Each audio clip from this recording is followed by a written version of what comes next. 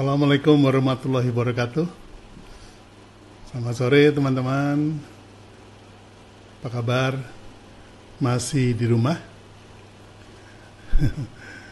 Baiklah, sesuai janji, saya akan berbincang-bincang dengan teman yang menyiapkan APD dan masker di zaman atau di era COVID-19 ini. Ya. Ada, sebentar saya sapa teman-teman ya. Ada Adi Tambunan. Nah, ini langganan nih. Ada, sebentar, Budiawan. Kemudian ada, wah ini teman-teman baru semua nih. Andri Andri Da Sopang. Kemudian ada Zainuddin 127, Viva Hafiz, ya Bayu Da Afan, Yadi Wijaya yang pertama join, keren.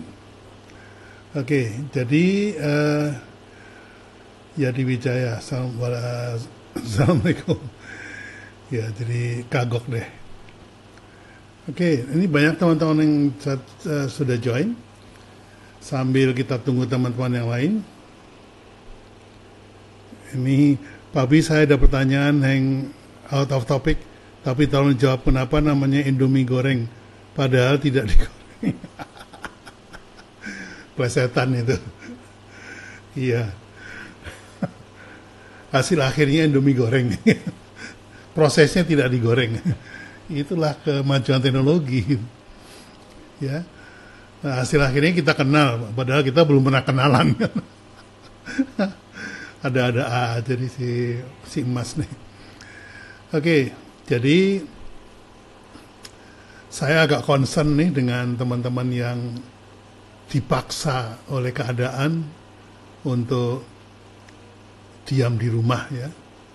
Karena saya melakukan hal itu bukan cuma diam di rumah, malah diam di kamar gitu ya. Itu yang pertama kali saya rasakan adalah vibe negatif gitu.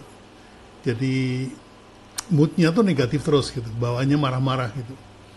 Yang nggak pernah ribut sama istri, jadi mulai pengen ribut sama istri. Jadi bawaannya tuh marah-marah, semua orang, nggak cuma saya aja gitu. Jadi itu saya alami seminggu pertama. Itu saya stay di rumah, diam di rumah. Itu yang terjadi, semua orang ribut, semua orang pengennya marah-marah. Jadi karena saya ini yang dianggap paling benteng, paling kuat, jadi ya marah-marahnya ya alamatnya ke saya gitu. Gak apa, tapi itu sesuatu yang harus kita lalui, dan alhamdulillah saya berhasil melalui secara baik ya. Jadi untungnya begitu ada perintah 2 minggu lalu, seingat saya itu tanggal berapaan ya, saya lupa. Itu diminta untuk tinggal di rumah. Waduh, kantor harus ditutup. Itu saya pada hari Senin itu betul-betul kemudian memutuskan tinggal di rumah. Senin minggu lalu ya. Untungnya saya punya hutang janji ya sama teman-teman untuk bikin workshop online gitu. Sehingga saya kemudian sibuk, otak saya jadi sibuk untuk menyiapkan materi untuk workshop online. Jadi mulai dari ini ada request dari Hana. Oke.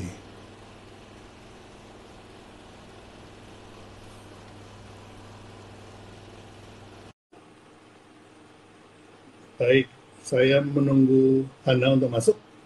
Ini adalah teman yang akan menceritakan tentang kegiatannya. Halo Hana, apa kabar? Baik, Waduh, Papi. lama nggak ketemu kita ya. Suaraku kedengeran nggak, Pak Bi? Kedengaran bagus, kedengaran bagus. Ya, ini Baik, dari Pak Bi kabarnya. Pak Bi apa kabar? saya eh, diam di rumah, diam di rumah, berusaha untuk work from home. Saya eh, hampir frustasi, biasa sibuk sana sini.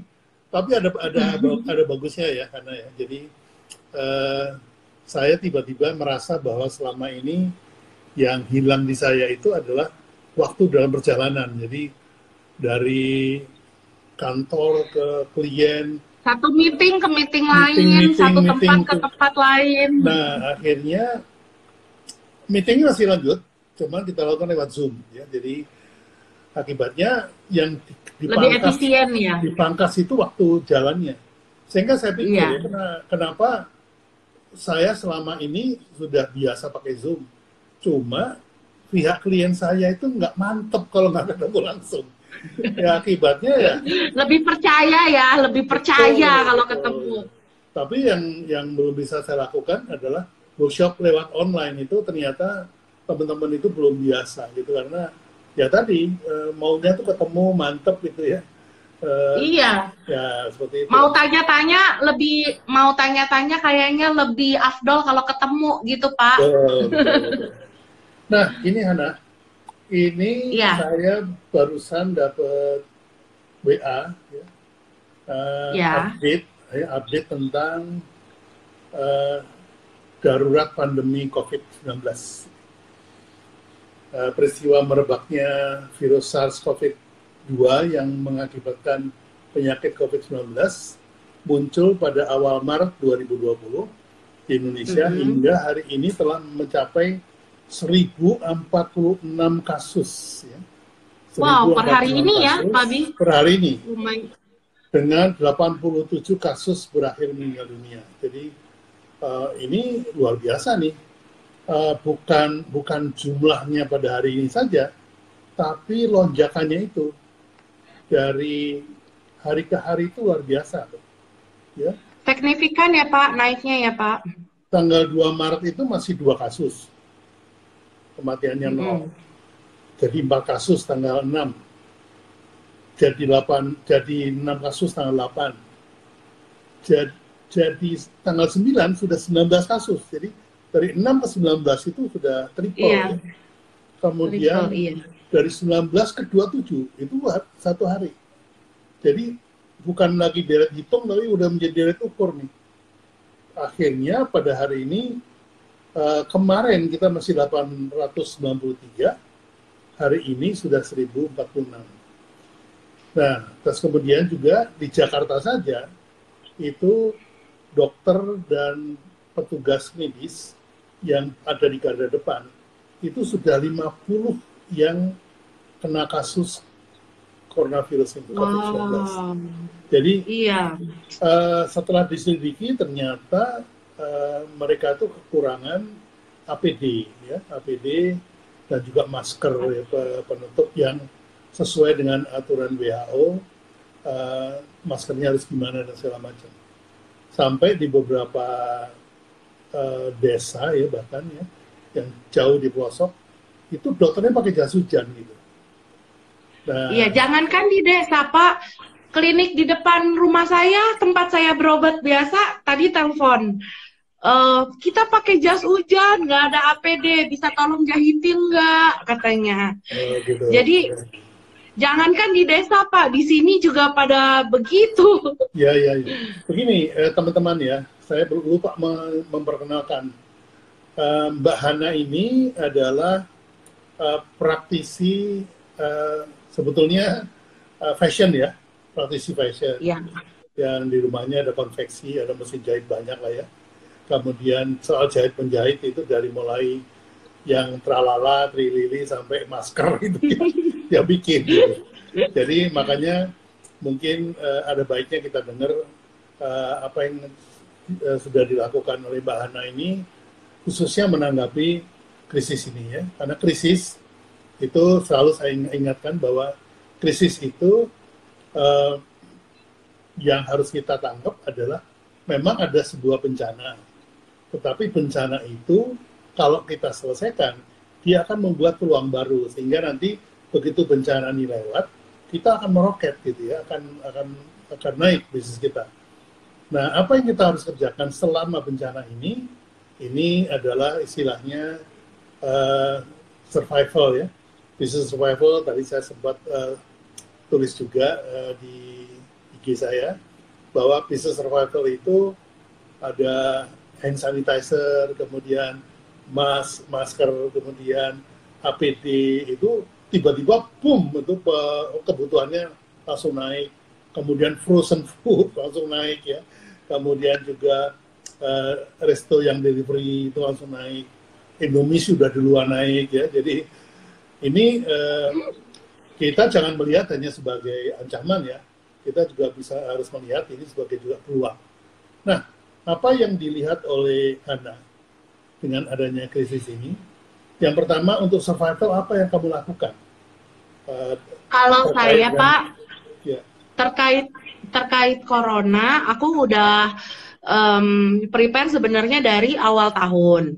Karena kan di China sana kan corona sudah mulai dari Januari kan. Ya. Nah, peluang untuk saya pada saat itu adalah banyak pemain penjual baju atau yang punya toko yang biasa ngambilnya impor, ini akhirnya jadi bikinnya lokal di saya. Oh, oke. Sip. Nah, karena mereka tetap harus berpikir 4 bulan, 6 bulan ke depan harus dagang apa, tetap harus punya persediaan stok, apalagi menjelang Lebaran. Ya. Jadi saya dari sejak Januari itu malah fashion yang rame, Pak. Rame fashion, gamis, itu rame sekali. Terutama fashion, karena apa? Karena supply dari Korea, Cina, dan Bangkok, rajanya fashion nih, itu terhenti. Jadi mereka tetap harus jualan online dong, tetap harus buka toko dong, kan gitu kan. Jadi mereka udah produksi di lokal aja, produksi lokal. Dan surprisingly-nya, setelah dihitung-hitung, yang tadinya mindset mereka lebih murah impor, ternyata setelah kita hitung-hitung sama saya gitu ya, ternyata murahan lokal, Pak. Oh gitu, ya. Iya, dan jadi mereka ya? Betul, selama ini salah persepsi. Jadi mereka yang ngambil dari Cina, aku nanyakan, sis biasa ngambil berapa harganya, sekian-sekian, yuk kita hitung-hitungan, masuk nggak dengan harga lokal. Ternyata masih dengan Cina saja masih selisih 10-20 ribu.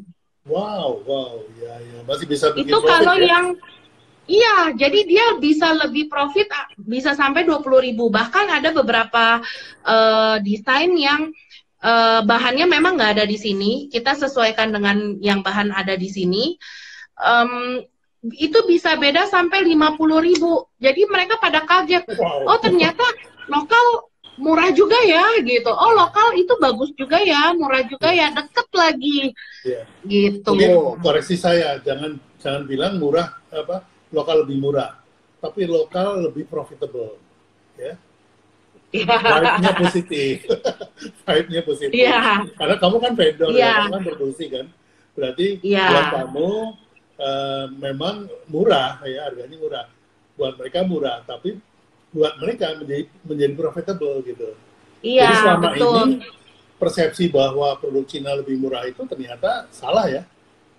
Salah. Nah, banyak bahkan yang kapok lampu merah itu juga ada, Pak. Lucu-lucu kasusnya. Kapok kena lampu merah, barangnya masih tersita ratusan juta. Akhirnya gimana ya udah bikin lokal aja, hitung sama juga kok, lebih profit kok, lebih oke kok, lebih deket juga, nggak pakai ongkos kirim segala macam. Jadi ya salah satu hal yang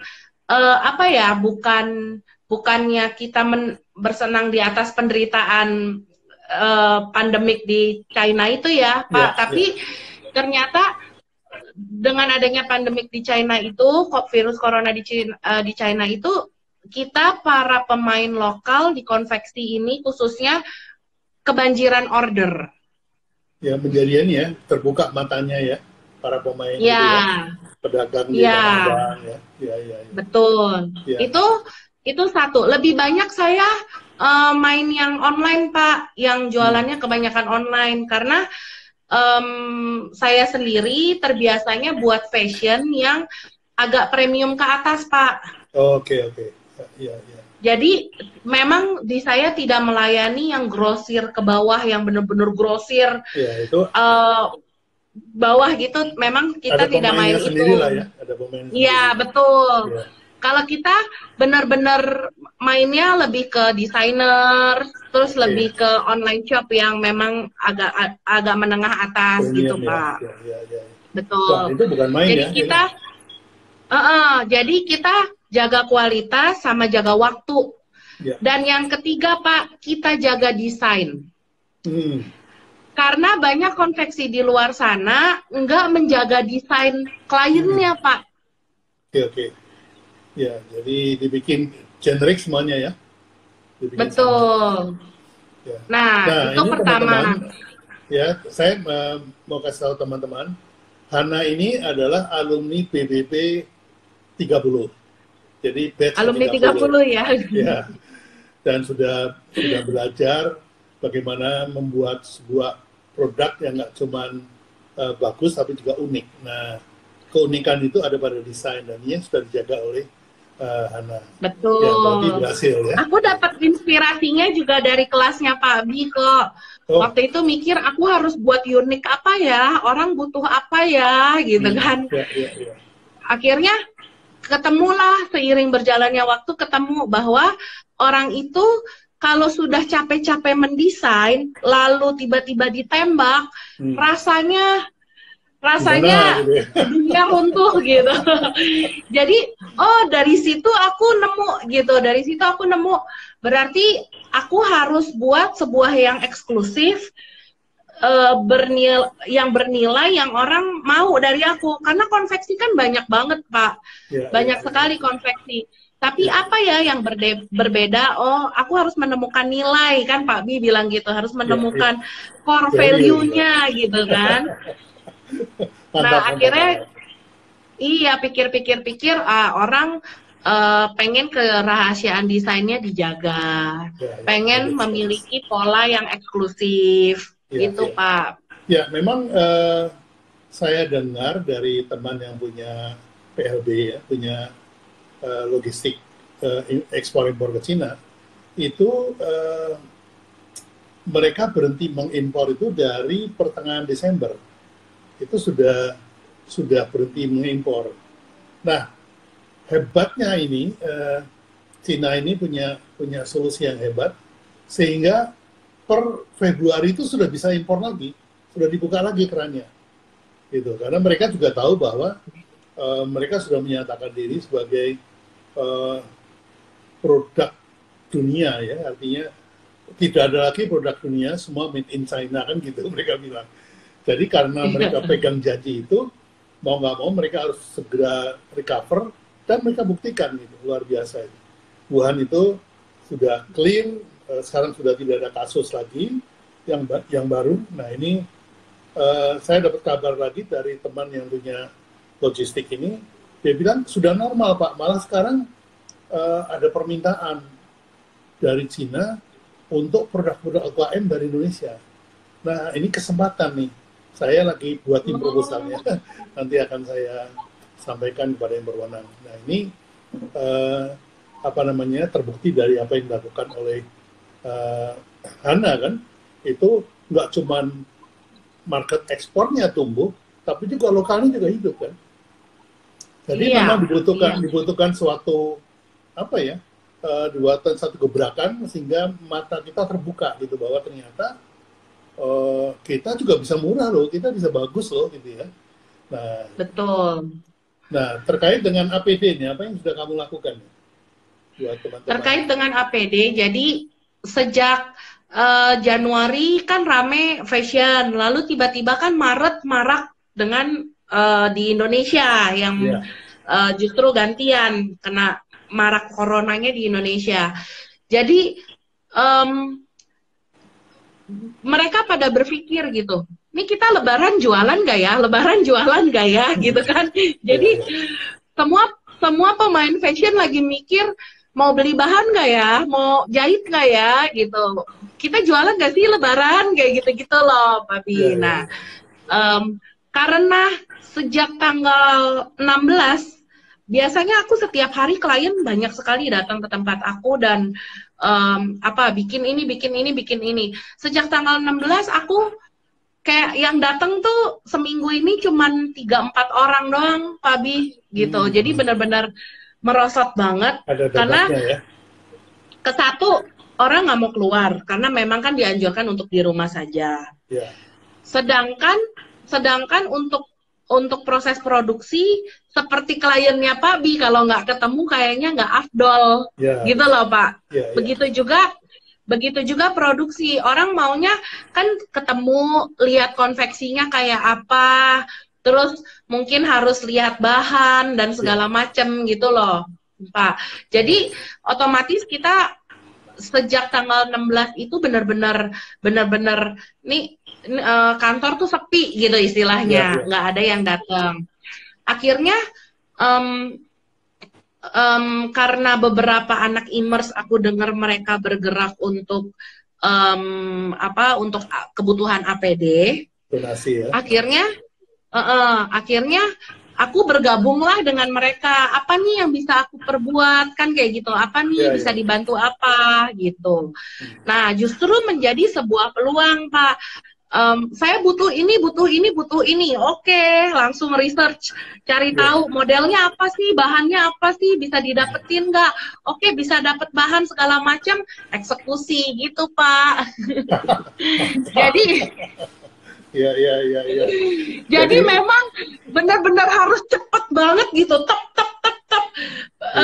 Dengar dapat kebutuhannya, overall tuh yang baju ponco yang disleting sampai sini, itu ke satu. Kedua, hair cap. Ketiga, masker, shoes cap untuk pelindung sepatu, terus untuk sarung tangan.